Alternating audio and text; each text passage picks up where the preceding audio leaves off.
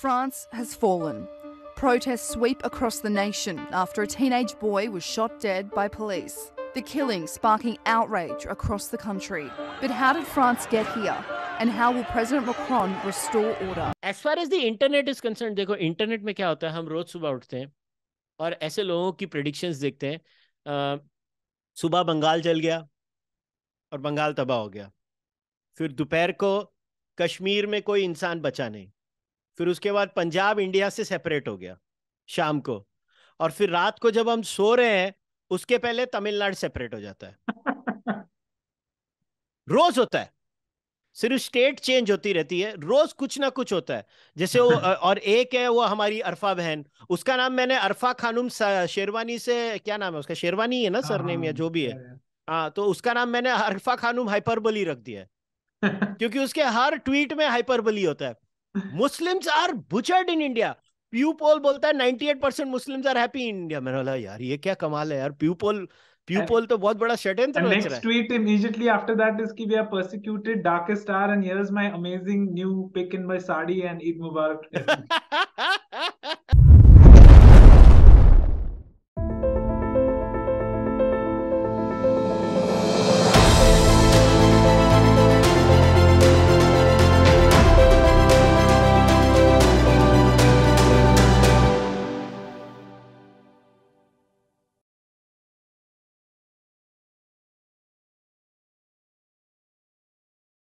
Hi, this is Khalid Baig, and welcome to yet another episode of India This Week by Amana and Khalid. Today we're joined by Kushal Mehra. Welcome, Kushal. Hello, namaskar. How is everybody doing and how are you doing? Good, Kushal. Kushal, obviously the topic today is about the riots which have engulfed France, and it's been in the news for a few weeks now. We'd go through the starting of what exactly had happened. There was a fatal shooting of a French teenager, 17-year-old, who was of Algerian and Moroccan descent by a police officer. Now, there are contrasting versions. One says in which the cop killed him in cold blood. Other says that, he did that because this guy did not listen to the warning signs. Now, obviously, this also has an history where, people say that children in such ghettos have received high-handed treatment by the police. There is underlying issue of race, religion, and there has been a long history of especially migrants who've come from Tunisia and Algeria and Morocco which have been former French colonies. Now, of course, it has spiraled into something really big. We see these huge images on internet. Now, of course, we want to give a caveat to the users that internet tends to exaggerate as if the entire France is burning, as if even entire Paris is burning, which is not the case. We just had pictures of Harbhajan Singh and Sushmita Sen in front of the Eiffel Tower, talking about their holiday. But of course, Nahel M, if I'm getting the name right, there's been a vigil for him. A lot of property has been damaged. It's got really tense. So, want to understand from you, Kushal. You've spoken to people who are there. You did a podcast on it. What exactly is the situation on the ground after these 2-3 weeks of rioting? Well, they have been burning properties consistently. Now people might ask, they are the rioters. That is the definition of they. Properties include, I think, a church has been burnt, library has been burnt, small businesses have been ransacked, and people have stolen goods from small businesses. They have destroyed small businesses. Buses have been burnt. A mayor in a town in France, their house was attacked, and while the mayor was not there, his wife and children were there. I think the wife was injured in the process, and I was told in my podcast that the mother had to walk through fire to protect her kids. Luckily, she was not completely obliterated, but they have sustained injuries. A lot of property has been damaged. In response to that, the police have now taken strict action in France. A lot of retaliation has come now from the police side also. And when the state responds, it's never nice. Because the state response, people need to remember, is no matter which part of the world you are in, the state response is disproportionate because the state is more armed, more trained, more equipped to deal with these situations than the citizenry, when compared. And when the state response is not going to be good. So to answer your question, this is what's happening. A lot of property damage, a lot of loss to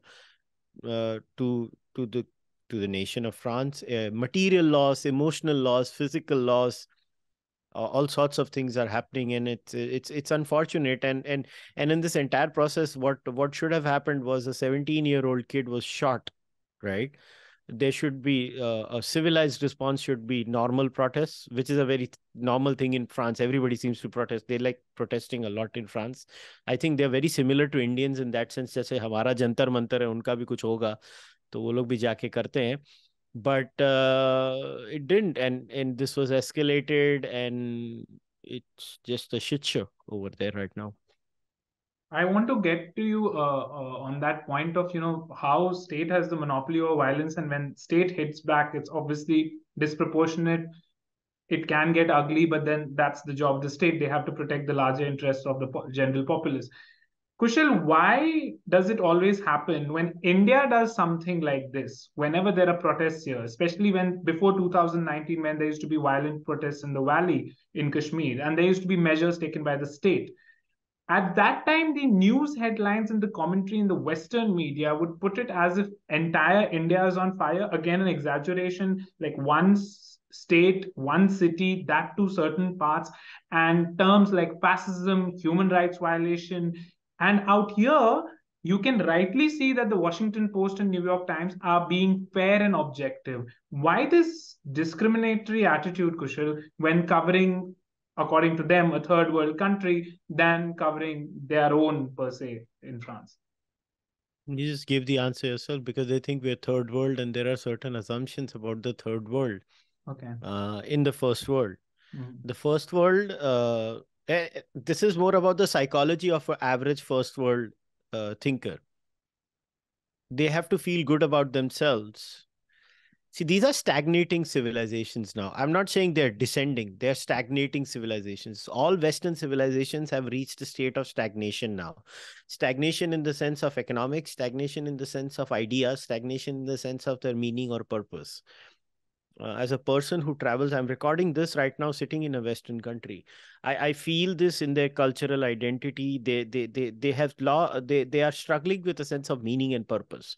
And on the other side of that is the frontier mentality of the older Western civilization, especially the American one, which was always about going and capturing and conquering or exploring new areas. In fact, the frontier mentality, biggest example of the frontier mentality, people may not agree with this, is the original Star Trek series. What was the to boldly go where no man has ever been before? That is such a quintessential example of the American frontier mentality. वो जमीन तो छोड़ो, उन्होंने space भी नहीं छोड़ा. उन्होंने दूसरी सिविलाइजेशन और दूसरी स्पीशीज को भी नहीं छोड़ा. वो वहां पे भी जाके उंगली कर रहे हैं अपनी. Point is, this is a quintessential Western mind. They always were. It has its good sides, it has its bad sides. The good side is that it created capitalism and many wonderful things. It has done amazing discoveries. The bad side is the one who is at the receiving end, the one who is getting conquered. And it is a mix of how they did it, then their own society corrected itself, and then the society starts questioning itself, but they still have the old remnants. And I always feel the discourse around what they call the third world. Look, I'm very critical of India. As of now, as you and I are talking this, there are incessant polling via election-related, panchayat election-related violence happening right now in Bengal. So I'm not saying we are some modicum. 14 deaths, yeah, in a day.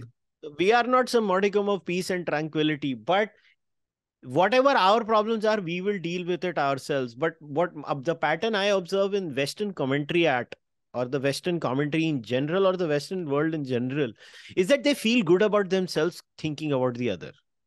Like, how the typical human see, we forget at the end of the day, gora ho ya kala ho ya peela ho ya hamare jaisa ho, hai to insaan hi na. They are all human beings. They feel good about themselves, thinking at least we're not like them. That's the mindset.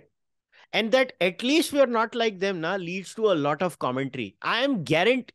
And see, what has changed now is, till now, nobody used to tell them you are like that. Now there are people like you and I and millions of people on social media, whether it's Facebook or Instagram or Twitter or Snapchat or whatever you use, they tell them that, listen, this is what you're doing. So why does the New York Times have a nuanced take on Francis? It has two reasons. A, the New York Times leans left.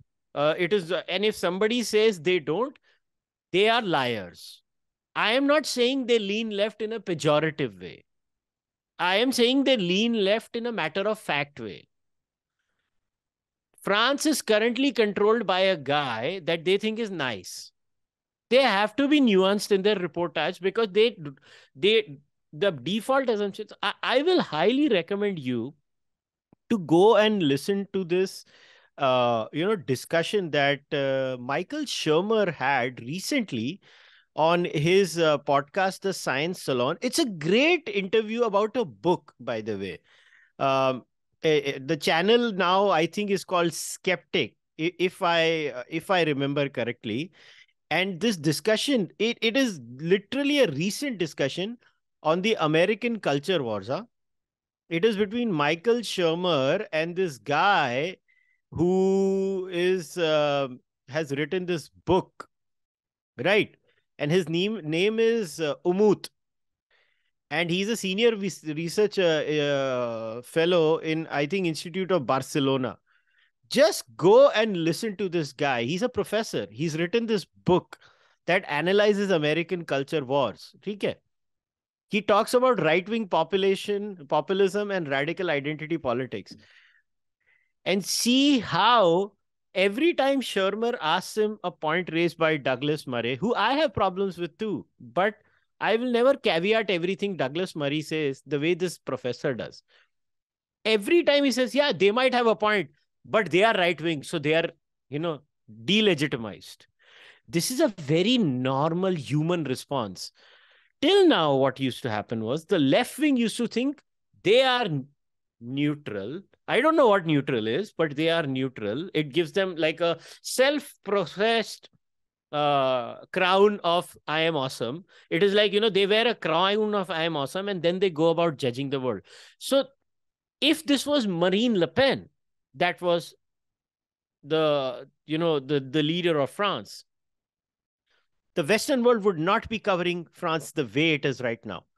You have to understand, one of the reasons is they feel the France is first world, so first world just handles things better because of a preconceived notion.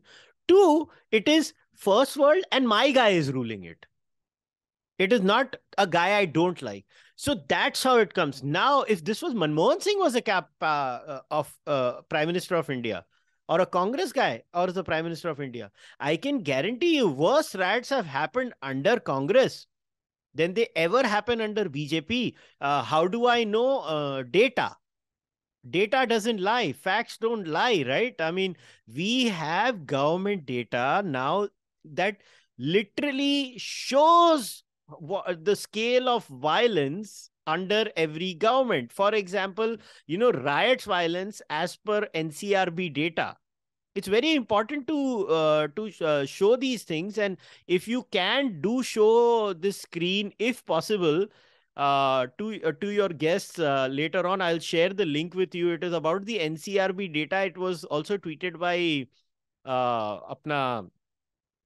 Professor Shamika Ravi. How the level of violence in India is consistently falling down all the time. It falls down all the time. And this is the reality, right? It was at its peak in the 80s. Do you remember what was happening in the 80s, right? And we had a peak of violence. It started falling in the 90s. From 90s to NDA 1 ka end, it really dipped. And guess where it picks up? Again, it picks up in UPA era. It picks up slightly in UPA era, and again in NDA 2, it takes a dip. What does it tell us? That in reality, whenever NDA comes in power, rioting, violence goes down. But if you look at it from a global left-wing perspective, all hell has broken loose in India. And look, and I will take the counter argument. If you present this argument, oh, NCRB data is fudged. Acha, it's only fudged during NDA 1 and 2. So there is Congress, NDA 1, UPA, and then NDA 2. Data is authentic during UPA, Congress. Data is inauthentic between UPA 1, NDA 1 and NDA 2. How can anybody in their right mind make an argument like this? And do leave this chart on the screen for our viewers so that they understand the level of rubbish that people peddle. So to answer why the New York Times is like this, there are two reasons. They have a first world bias because first world tribe, Anglo-Saxon tribe, Anglo-American tribe, my Western tribe. That is point number one. And point number two is my left-wing tribe. So how can I, hit back against my left winger? That's the reason. All right. Kushal, second question that I wanted to get into is that, is there also a sense of white man's guilt which a French person would have, considering that Tunisia, Algeria, and Morocco, these three North African countries, at some point were colonies of France? Later, of course, when they got liberated, a lot of those very people moved to France, but of course lived in ghettos. And there is this occasional tension has always been there. So much so that in the last FIFA World Cup, when Morocco lost a game, there would be rioting in France for some goddamn reason. When they won, there would still be rioting, happy rioting. I don't know what that is. Is that then a conflict between an average Frenchman feeling that psyche of, oh, you know what? Our ancestors did something really wrong with these guys. And then these guys coming up with a victimhood entitlement. Yes, you did wrong. And now that we are here, you've been doing wrong for a lot of time and there's no assimilation. How do you see that?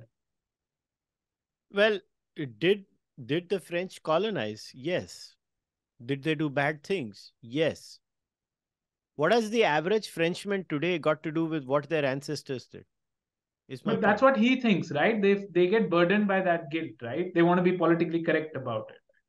Well, they're stupid. Just like I'll give you an example of Indian society, and I'll give you two examples of Indian society. One is the case of Jati Varna, because if I say caste, oh, everybody will like, oh, caste is Portuguese. Oh, ठीक है, Jati Varna, ठीक है. So Jati Varna is a major problem in India, where a huge swath of people, even before the Muslims came, were oppressed. Facts are facts, and now your comment section will be a shithole from one section. Okay? So I just love it. Don't worry, I'll get the Muslims also, so don't worry.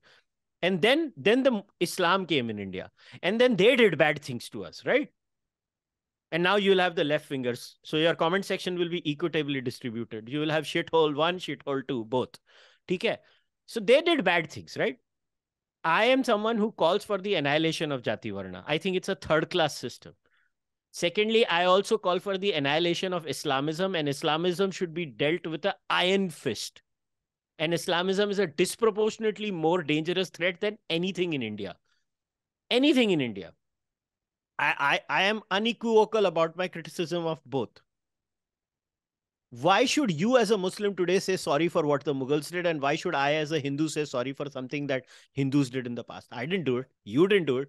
Why the hell am I supposed to feel bad about it or sorry about it? I carry zero guilt. I have empathy for the Dalit community. You as a nationalist Muslim have empathy for the Hindus who were troubled by Aurangzeb. You can have empathy as a human being. It should not become some sort of a guilt syndrome where you self-flagellate yourself continuously. Hai, मैं बुरा हूं. मैं बुरा नहीं हूं. मैं बहुत अच्छा आदमी हूं. मुझ में flaws होंगे जो हर human being में होते हैं. But on average, I am a decent human being. I am not going to apologize. I am going to support policies which make sense, that helps uplifting people. That is all good. But I am not, the white man guilt is it is also a part of amazing narcissism, because look at where white guilt has eventually come. White guilt has come to a point that if a minority who they empathize with does not agree with the white man lefty point, they are nasty to them. So how genuine is this white man's guilt? The white man guilt is only good till the minority agrees to the white man's point of view, which is, I am bad. If the minority says, well, no, you're not bad, I don't think you're bad, the white man gets mad at the minority for disagreeing with him. So I don't care about, see, any kind of attempt to guilt trap me for something I did not do, I'm not going to accept. I support SC/ST reservations because it's a good policy, and I've read enough material. And I was one of those who used to be very, very skeptical about do reservations work. And then overall, when I read research, good research, I realized, no, they actually do work. I oppose OBC reservations because I don't see evidence of them working. I opposed EWS reservations. The government did it. I'm not the government. I'm free as a citizen to criticize it. Similarly, with the record of Islam, I'm very clear.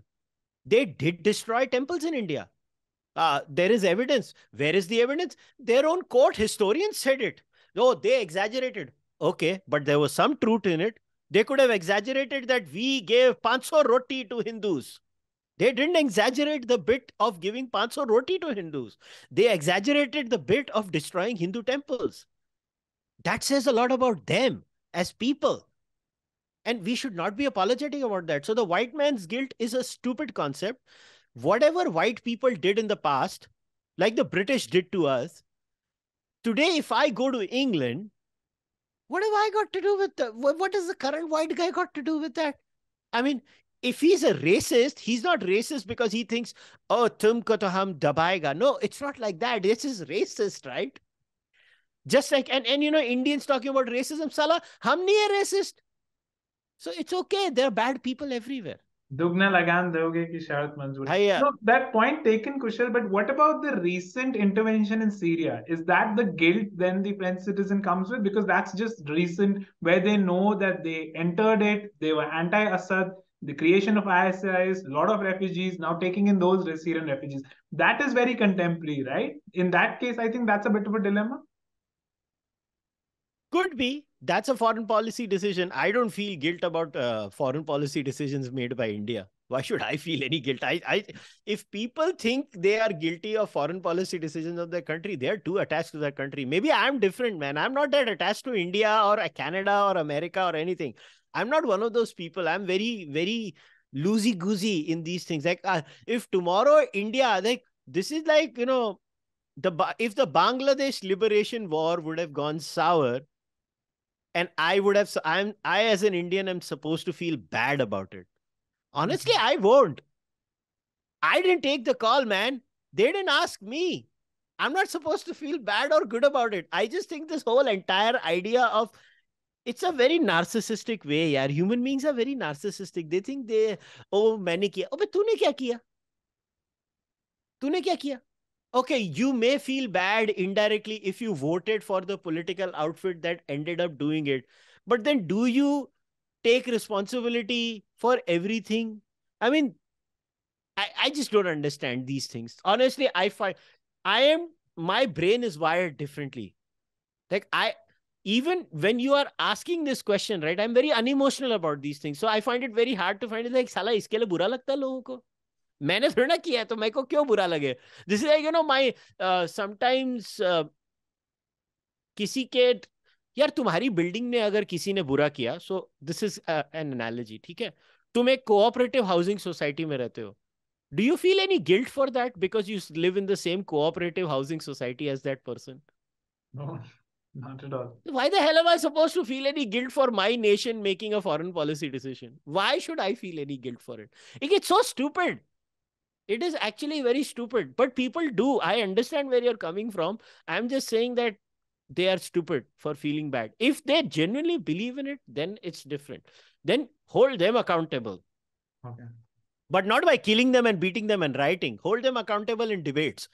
Right. But yaar, most people don't have time. Yaar, तुमको लगता है कि लोग बैठ के इसको analyze करते हैं.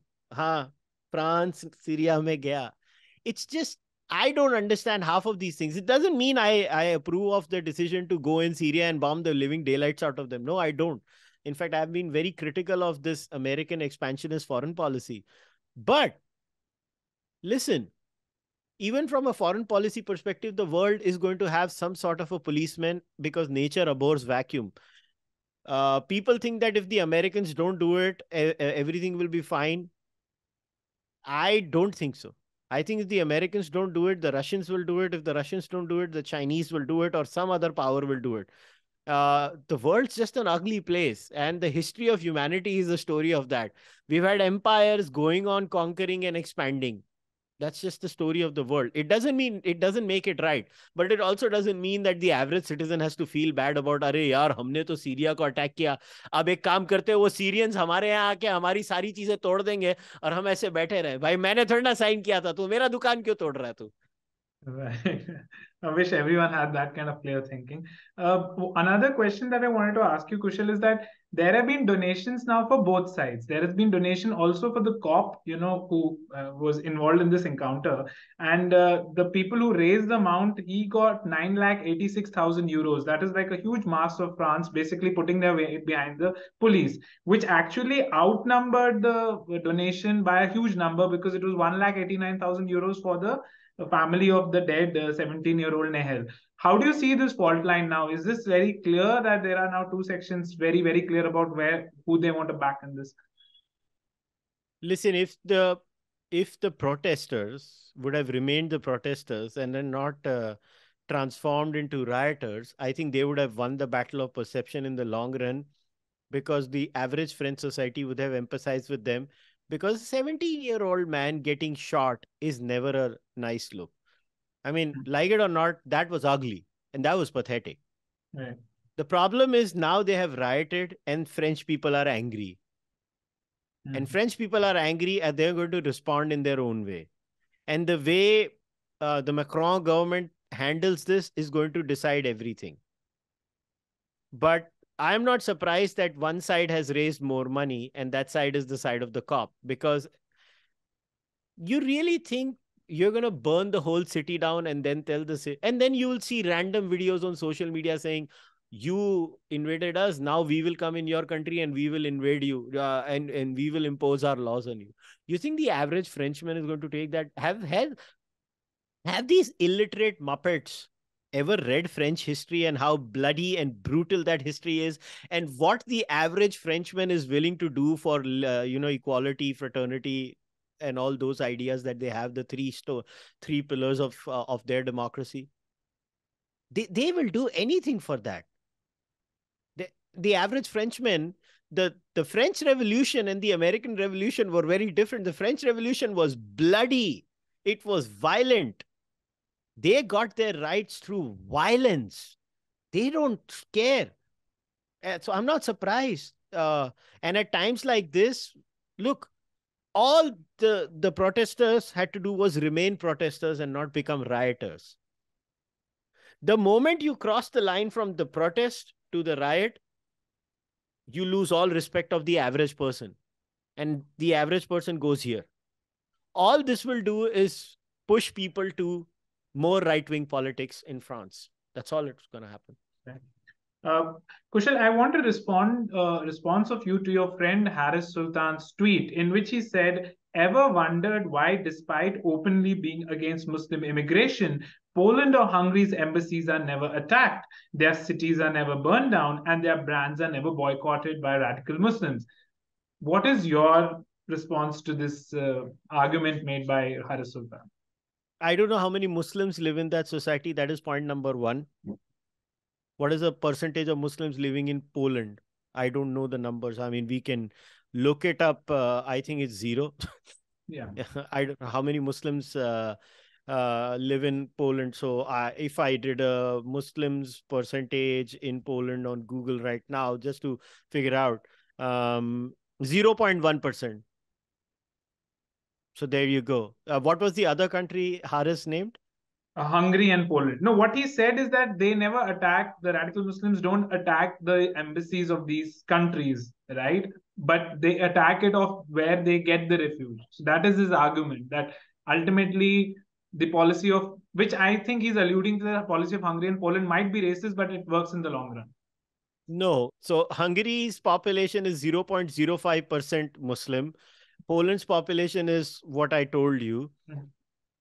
The population of Muslims in France is 4%. 4%, I guess. No. More? 14? 9%. 9, okay. 9%. So 9% of France is Muslim. There's no comparison. There's no comparison. These countries are not comparable. You can say that the immigration policy of Hungary and Poland is correct because they just don't let these people in. I might disagree because how do you know who's a good Muslim and a bad Muslim? And secondly, what if they're just an atheist who happens to have a Muslim name? Shouldn't an atheist be allowed? Like, would Haris support an immigration policy of Poland and Hungary that lets people like Haris stay there? Do you think because Haris Sultan is a very Muslim name, right? Right. नाम से तो नहीं पता चलता ना. Right. So how do you do? The point is that how do you deal with people when they come in your society? How do you integrate them into your society? And if they don't integrate in your society, now, yes, you could have immigration policies that say that, citizenship is not going to be granted so early. Citizenship is going to be granted after 10 years or 12 years, for example. And if you do not behave, you will be deported back to your country. They could do that. There is one model, which is the Arab state model, that never gives citizenship. तुम आओ, तुम काम करो, तुमको citizenship कभी नहीं मिलेगी. That's one seems model. to work for the UAE and Oman and other places.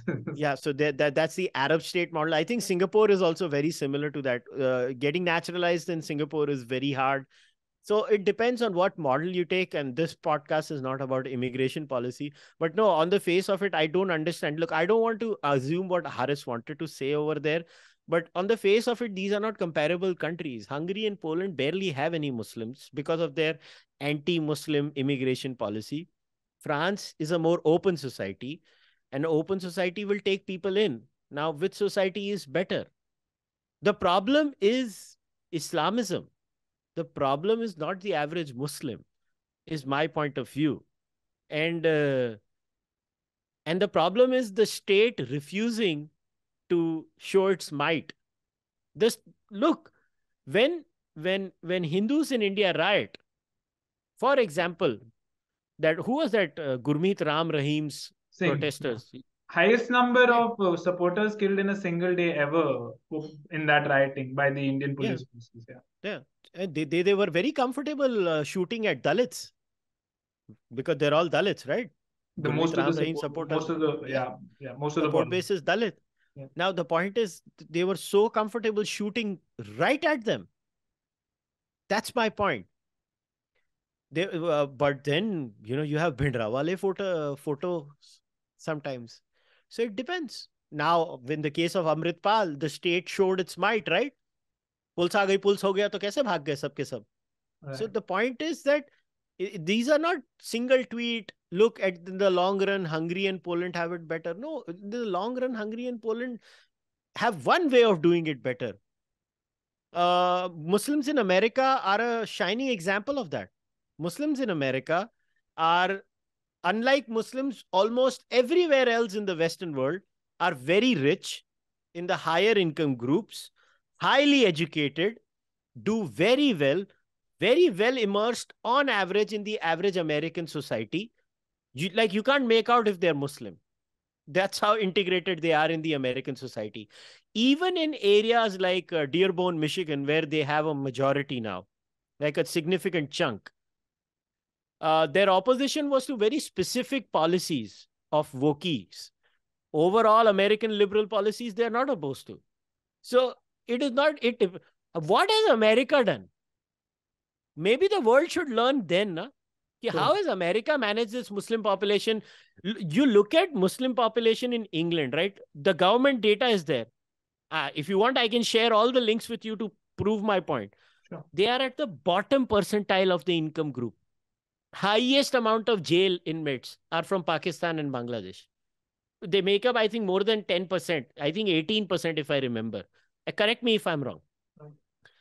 So but on the other hand, in America, it's not like that. Muslims are doing much better. So it also depends on a lot of factors, yaar. It also has to show, it is a showcasing of the state policy, how the state looks at you. You know, in a very weird way, if Muslims are struggling in these societies, it is also a problem within the community. I'm not denying of the problem. Bilkul main usko whitewash nahi kar raha hu. But it also shows that the state has a very racist attitude towards them that says, ye to sale isi ke layak hai. But in France, can that case be made? Because France gives you free education right up to your college, even if you want till PhD. That is point number one. Point number two, free healthcare. Everybody gets free healthcare. Irrespective, you are there, you get free healthcare. अरे England का तो मैं हैरान हो गया. अभी मैं अक्टूबर में इंग्लैंड जा रहा हूँ. मैंने ट्रैवल एजेंट को बोला मेरा हेल्थ इंश्योरेंस. बोलता नहीं सर, इंग्लैंड में हेल्थ इंश्योरेंस इवन टूरिस्ट को मिलता है. बोला है, इसके लिए तो वीजा महंगा है सर. तो उसने मेरे को एक्चुअली में बोला इसीलिए वीजा महंगा है, because they have free health care. So then you have to ask these questions from citizens too, that भाई आपको अगर इतनी नफरत है इस समाज से तो भाई आते क्यों? If you think this society has debauchery, women are, you hear these standard lines, यहाँ पे औरतें नंगी होती हैं, तो भाई तू आया क्यों? तू ना जाना. तेरे को इतनी प्रॉब्लम है वहां के लाइफस्टाइल से, तो तू ना जा उधर. तुझे मालूम होना चाहिए था ना यहाँ पे नंगे पुंगे हैं. बट वहां जाऊंगा और मैं अपने thought, this is not good. So then people like Haris are proven right. Haris will come back at me and say, इसीलिए तो कहता हूं हंगरी और पोलैंड की पॉलिसी बेटर है. उनको नफरे, उनको पंगे ही नहीं है, वो नंगे घूमेंगे, उनको घूमने दो. So it's complex. I think there is no good answer, because the problem is that there is a tsunami of atheism in the Muslim world right now. I know people don't want to agree with me, but believe me, it's a tsunami. It's not anything less than a tsunami of atheism right now in the Muslim world. Inside India, outside India, in the Arab world, everywhere. And this tsunami is just, we are, disbelievers. We talk to each other. The amount of messages I get from Bangladesh, Pakistan, just privately they tell me कि भाई हम आपके जैसे ही हैं, बस हमारे यहाँ हम वेट कर रहे हैं कि हमको बोलने का थोड़ा हक ज्यादा मिले. मगर हाँ, वो फैलते जा रहा है. ड्राइंग रूम में कॉन्वर्सेशंस हो रही हैं. सो people better watch out. But yeah, I don't know how to react to Haris's thing. I'll have to understand it better from him to give him the benefit of doubt. Sure. Would you then say, I have a tweet by Imam of Peace, and would you say your thought is more or less on his lines? Because he says that President Macron has tried to blame France's problem on the larger Muslim world, calling for a reformation of Islam. These are delusions, because what do the Muslims in Dubai, UAE, Kuwait, Oman, Bahrain, etc. have to do with the crisis in France? Absolutely nothing. Macron, make your bed, now sleep in it, wake up and start resolving your problem with truth and facts and not virtue signaling. Do you think this is something you're more gravitated at with his line of thinking here? Yeah, because look at the Saudi prince. He's trying to reform his own society, right? Right. Mohammed bin Salman. I know the Americans don't like him because he doesn't listen to them anymore. So Americans don't like anyone who does not listen to them. They begrudgingly like India because they don't have any option, because China is a bigger threat in their eyes. So they're like, okay, we'll sit with India. Nonsense, kithodi. So it's like that. But I think the Imam makes sense over here. Like, what has the Arab got to do with this, yaar? Because see, the biggest problem deep down inside is this concept of ummah. अबे ये काय का उम्मा? शिया सुन्नी को मारता है, Iran Iraq को मारता है, कुवैत और इराक का लड़ाई हो चुका है यार. काय का उम्मा? साला एक दूसरे को मारते हो और फिर बाद में उम्मा उम्मा उम्मा करते हो. बेवकूफ बनाने का काम लगा के रखा हुआ है. This is such a the Muslim ummah concept fails because every country has its own passport. अगर उम्मा है तो सालो पासपोर्ट. अच्छा, एक मुसलमान को दूसरे मुसलमान देश में भी जाने के लिए वीजा लगता है. अगर इतना बड़ा भाई तुम्हारा उम्मा है तो वीजा कैंसिल करो ना. बोलो इंडिया के मुसलमान को सऊदी में जाने के लिए कोई परमिशन नहीं लगेगी. लगती है ना? तो काय का उम्मा? बेवकूफ बनाने का काम है यार. ठीक है, सब लोग बेवकूफ बनते हैं. Kushal, lastly, want to understand, internet has this habit of exaggerating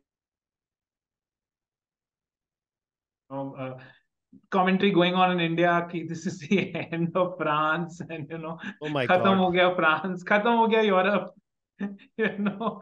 and अब तो मतलब कुछ रह नहीं गया, and now this is going to it's getting worse and तबाही हो गई. I think, is that just something you have to live with, because that's the collateral damage of internet, right? Like, it's in Paris, that to a particular place, and then they must have snapped the internet for some time. And so how would you tell the viewers that it's okay, they'll manage it, and they have a history, मतलब last 10-15 साल में ही कुछ 10 riots हो गए, so it's not the end of France, if you would like to tell the viewers on that front. No, what they need to realize is the French police is brutal. You should read on French police brutality. They're like American police, very armed and ready to roll. Kind of a police hai udhar ki. The French and American police is like an exception in the Western world. Like the Canadian police तो ऐसी जैसे झुड्डू सी है. कैसे Canadian police station में जाओगे तो लगेगा मैं पुलिस स्टेशन में हूँ, कैसे ही मैं पार्क में वॉक कर रहा हूँ. इतने आराम से चिल लोग होते हैं यार बेचारे. कैनेडियन पुलिस तो एकदम ही झुड्डू सी है. So, and it's a good thing. I'm not saying this is a bad thing. Like Right. in America, if you're in front of a cop, मतलब फट जानी चाहिए, क्योंकि कब मालूम नहीं है वो कॉप क्या करेगा. When I was in America, they said कि जब गाड़ी में अगर तुमको पुल ओवर किया, अपने हैंड्स हमेशा विजिबल रखना पुलिस के आगे. अमेरिका में they should always see your hands. मैंने बोला क्यों? Because remember, they think you're armed. Because America, everyone is armed. And the cop is armed. So show them your hands at all the moments. Because they might think you are pulling something out. इसके लिए कई बार तुमने देखा है Hollywood की movie में, I'm just putting my hand to take this out. Why do they say that? Because the American psyche is अंदर से बंदूक निकलेगी और मुझे गोली मार देगा. विचित्र. फ्रांस उसका मिनी वर्जन है. As far as the internet is concerned, देखो इंटरनेट में क्या होता है, हम रोज सुबह उठते हैं और ऐसे लोगों की प्रेडिक्शंस देखते हैं. सुबह बंगाल चल गया और बंगाल तबाह हो गया. फिर दोपहर को कश्मीर में कोई इंसान बचा नहीं. फिर उसके बाद पंजाब इंडिया से सेपरेट हो गया शाम को. और फिर रात को जब हम सो रहे हैं उसके पहले तमिलनाडु सेपरेट हो जाता है. रोज होता है. सिर्फ स्टेट चेंज होती रहती है, रोज कुछ ना कुछ होता है. जैसे वो और एक है वो हमारी अरफा बहन, उसका नाम मैंने अरफा खानुम शेरवानी से, क्या नाम है उसका, शेरवानी है ना सरनेम या जो भी है. हाँ, तो उसका नाम मैंने अरफा खानुम हाइपरबोली रख दिया है. क्योंकि उसके हर ट्वीट में हाइपरबोली होता है. Muslims are butchered in India. Pew poll बोलता है 98% Muslims are happy in India. मैंने बोला यार ये क्या कमाल है यार. प्यू पोल तो बहुत बड़ा षड्यंत्र रच रहा है. Next tweet immediately after that is कि we are persecuted, darkest star, and here's my amazing new pic in my sari and Eid Mubarak. So social media, देखो सोशल मीडिया में अनफॉर्चुनेटली क्या है कि कुशल मेहरा जैसे लोग जो डेटा देख के rational points, just think about it. मैंने वो जो इमेज हमने जो पहले मैंने बात की थी राइट्स की, इंडिया में राइट्स हो रहे हैं, मगर तुम सोशल मीडिया पे जाके इंडिया के ऊपर जो कमेंट्री होती है उसको देखोगे तो क्या लगता है, इंडिया जल गया, हम मर गए, बर्बाद हो गए, लुट गए, सब खत्म हो चुका है, हाय हाय हाय हाय, this is the worst time to be alive. मतलब मुस्टंडो मोटे होते जा रहे हो, खा खा के पिज्जे, बर्गर, पकौड़े, सालो रोज तला हुआ खाना खा के ऐसे मुंह में ऐसा करके फिर ऊपर से कोका कोला पीते हो और फिर इतना बड़ा आइसक्रीम शेक खाते हो मुस्टंडो और बोलते हो this is the worst time to be alive. और अब तो ब्लिंकिट से 10 मिनट में डिलीवरी भी आ जाती है. हाँ, और वो साला 4 गाड़ियों को उड़ा के उधर पहुंच भी जाता है 10 मिनट में. सो पॉइंट ये है कि उसका कारण है कि 3 लाख साल पहले जो ह्यूमन बीइंग था वो था बुगा बुगा, जंगल वाला. The jungle human being, they had real concerns, right? At an evolutionary perspective. कभी कोई जानवर आके खा जाएगा, सांप मार देगा, बिच्छू मार देगा, कोई कीड़ा आ जाएगा. तो हमारा ब्रेन नेगेटिविटी बायस के लिए ट्रेंड है. तो नेगेटिव चीजें होती है ना जो हमको अट्रैक्ट करती है. प्रॉब्लम ये हो गई कि जो कमीने सोशल मीडिया डिजाइन कर रहे थे उनको ये मालूम था, उन्होंने बोला साला यही प्रोडक्ट बनाते हैं. तो जो भी चीज आपको shock and awe, see we are living in a world of shock and awe. We are इधर शॉक्ड और वी आर इन ऑ. ये हमेशा होता है. और ये recreational outrage जो word जो रोगन ने दिया ना, ये कमाल का वर्ड है. मतलब मैंने सुना उसके उधर, अब मुझे नहीं मालूम किसने इन्वेंट किया. जो रोगन ने ये वर्ड बोला था उसकी पॉडकास्ट में कि now we are in the phase post social media of recreational outrage.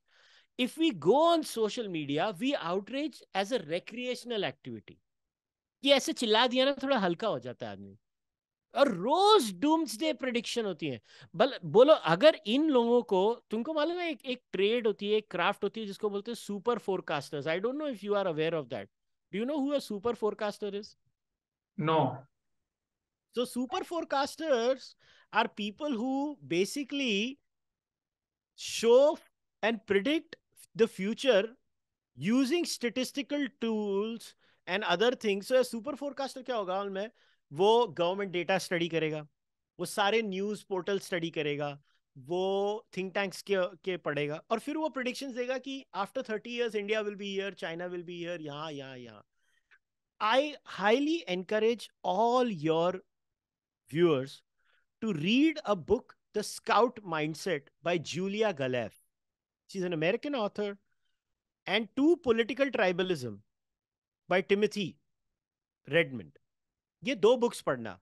And जब ये दो बुक्स पढ़ोगे ना, आपको कॉग्निटिव बायसेस का पता चलेगा. खास तौर पे start with Julia, then end with Timothy. Political Tribalism in America by Timothy Redmond, and Julia Galef, The Scout Mindset. In that, she talks about this tribe of super forecasters and how most experts get it wrong.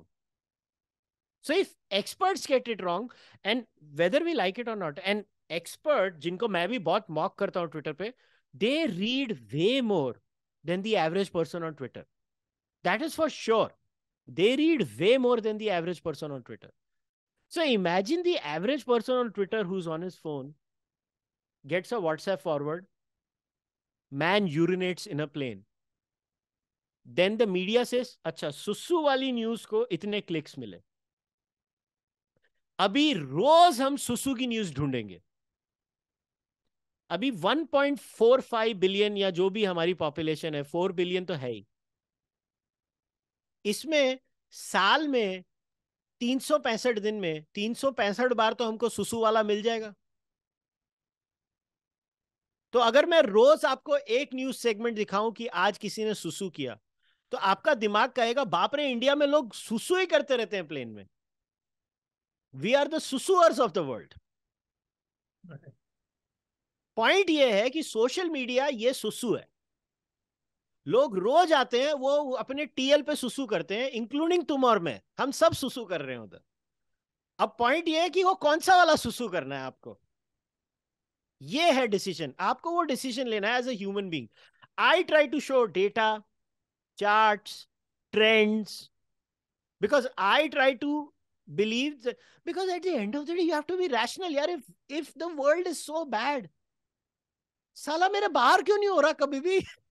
मेरी life इतनी normal क्यों है? मेरी economy grow क्यों करती है? मेरा size of the GDP better क्यों हो जाता है? क्यों हो रही है ये चीजें? मगर मेरा देश जल रहा है. Either say burning the country is good for the economy. You can't say that. So see, it is just a classic mix of toxicity and recreational outrage that people. Now, one side of the argument is, if we don't talk about it, then it might become that. I'm sorry, that doesn't mean you have to exaggerate. You can say this happened, is a gross violation of law, it should not happen. Absolutely.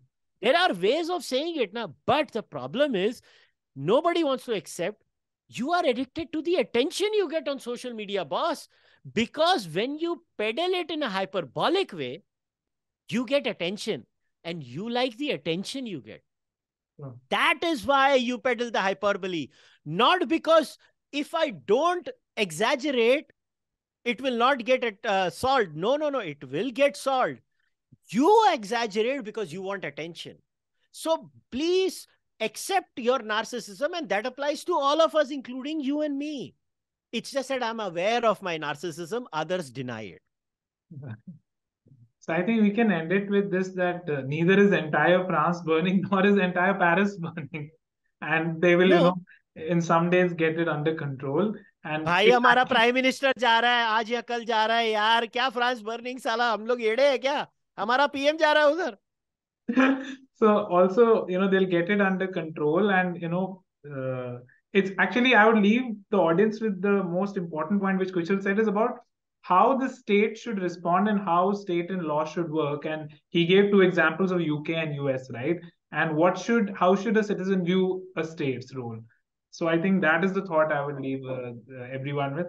Thank you, Kushal, for making us understand what exactly is happening in France and the larger psychological perspectives of viewing it, analyzing it, and understanding the other issues involved: ethnicity, race, immigration, multiculturalism, and the way news gets this. Thank you so much. Hey, thanks for calling me, and it's always a pleasure to talk to you and Amna both. I know today it was just you and me. Amna couldn't make it, but I wish you guys all the best. And Thank you. इनको good wishes देना, मुझे तुम्हारे सारे पैसे दे देना. All right. Thanks, Kushal. Bye.